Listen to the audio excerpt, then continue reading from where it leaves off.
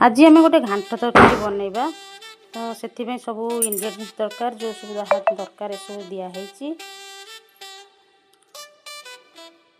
कदली मटर हो डाली हरड़ डाली बुट डाली नड़िया कोरा कंदमूल सब परिया सब मुझे देखा सब परिया पकईकि आज गोटे घांट करवा। प्रथम प्रेसर कुकर गरम करवा से घी दबा घी देलापर जीरा टे पकेबा पकई ताको कषिदबा परिया पत्र पकई कषिदेला से लुण स्वाद अनुसार लुण हलदी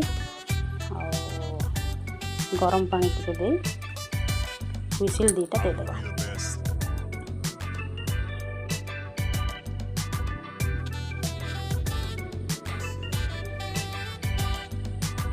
तेजपत्र भी पकेबा।